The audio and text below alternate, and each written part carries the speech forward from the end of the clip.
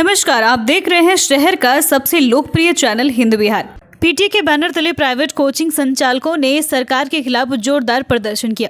दरअसल सरकार के द्वारा जारी फरमान दिन के 9 बजे से शाम 4 बजे तक प्राइवेट कोचिंग बंद रहेंगे।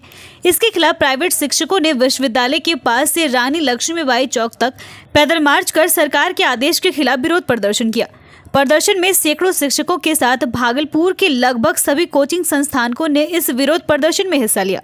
शिक्षकों का कहना है, अगर सरकार उनकी मांगों को पूरी नहीं करती है तो आगे भी प्रदर्शन जारी रहेगा। भागलपुर में ये मौन प्रदर्शन है भागलपुर के सभी कोचिंग संस्थान के शिक्षकों का, और इसलिए है क्योंकि सरकार ने कोचिंग संस्थानों के लिए एक ऐसा कानून ला दिया है जिसे काला कानून कहा जा सकता है। मैंने यहाँ पर बहुत वर्षों से पढ़ाया, लेकिन मैंने जो देखा, सरकार को कोचिंग संस्थानों के लिए कोई सुविधा कभी उन्होंने नहीं दिया।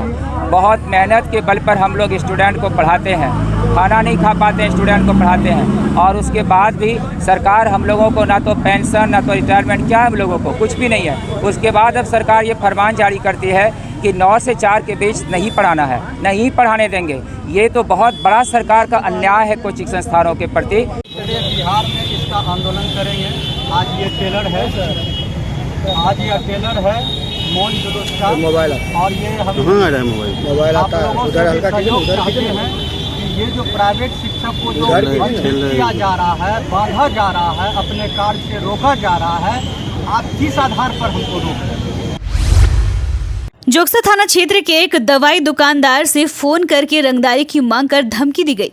रंगदारी नहीं दोगे तो अपहरण कर लूंगा, और अगर पुलिस को सूचना दोगे तो बम से उड़ा दूंगा।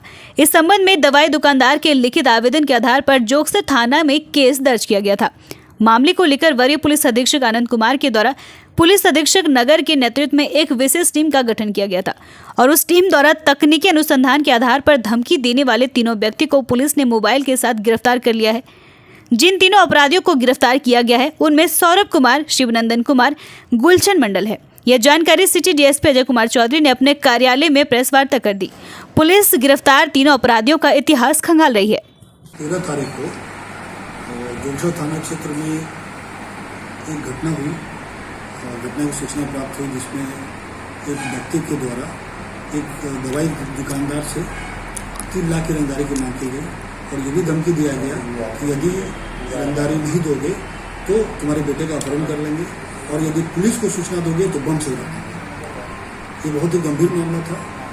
पुलिस इस पर त्वरित कार्रवाई करते हुए वरीय पुलिस अधीक्षक महोदय के निर्देशन पर जो टीम बनाई गई, विशेष टीम बनाई गई, तकनीकी अनुसंधान के आधार पर छापामारी दल के द्वारा रात भर छापामारी की गई, और 3 व्यक्ति को इसमें गिरफ्तार किया गया है।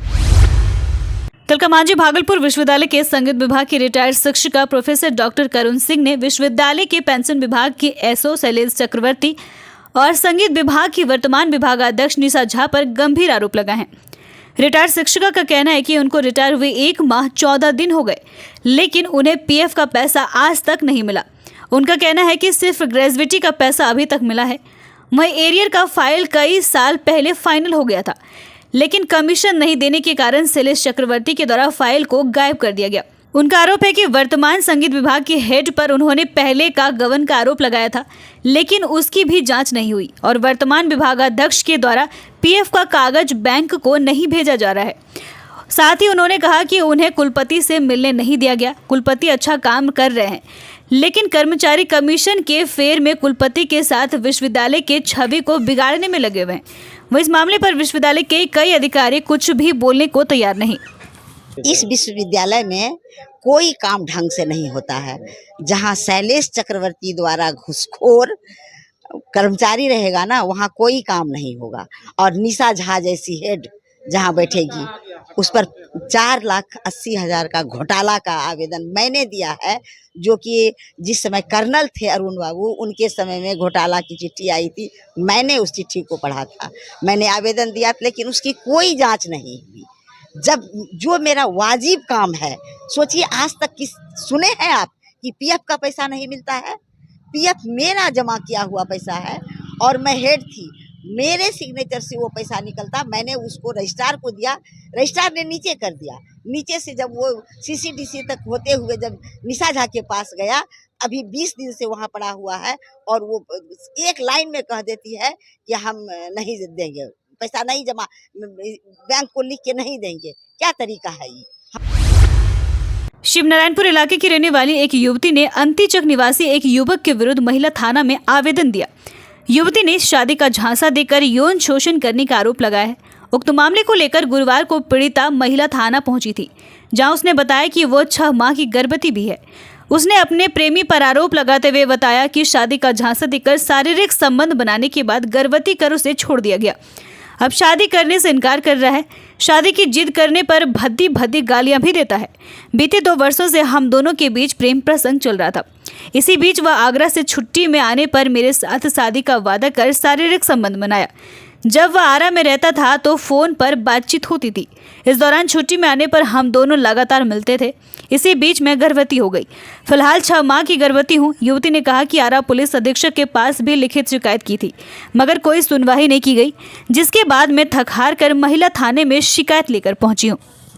प्रेम प्रसंग था, जब 6 मंथ का गर्भवती थे तो शादी करने से इनकार चल गया। हाँ। कितने साल से प्रेम प्रसंग? 2 साल से। अभी क्या बोल रहे हैं? शादी से इनकार जाते हैं। ऐसे बात होता था तो बोलते थे कि हम अगला छुट्टी आएंगे तो शादी कर लेंगे, बट वो शादी से अभी इनकार जाते हैं। पीरपैंती थाना क्षेत्र के कमालपुर गांव में 2 घरों के बीच हुए मारपीट के दौरान घायल विकास कुमार की इलाज के दौरान जवाहरलाल नेहरू चिकित्सा अस्पताल में मौत हो गई। मृतक की मां का कहना है कि गांव के ही प्रमोद यादव और उनके भाइयों के द्वारा घर में घुसकर घर के सभी लोगों के साथ लाठी डंडे से मारपीट की गई। वहीं पुत्र विकास की भी उन लोगों ने लाठी से जमकर पिटाई कर दी। पिटाई करने वाले लोगों का कहना है कि अरुणा देवी के परिवार के द्वारा उन लोगों को गाली गलौज की गई थी और जिसको लेकर उन लोगों ने मारपीट किया। विकास की पिटाई के बाद परिजनों ने उसे पीरपैंती अस्पताल में भर्ती कराया, जहां से डॉक्टर ने उसे जवाहरलाल नेहरू चिकित्सा अस्पताल रेफर कर दिया। सुबह उनकी इलाज के दौरान मौत हो गई। परिजन अब इंसाफ की गुहार लगा रहे हैं। यादव, दीपक यादव है। क्या लगता है? कौन लगता है उसका? प्रमोद यादव रमजानीपुर का है एक, तो यही क्या लगे जो लड़का विकास को?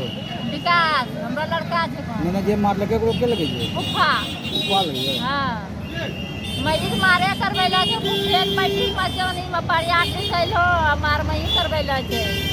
आप देख रहे थे लोकप्रिय चैनल हिंद बिहार। ऐसे ही प्रमुख खबरों के लिए चैनल को YouTube पर सब्सक्राइब करें एवं Facebook, Instagram, Twitter पर भी फॉलो करें। धन्यवाद।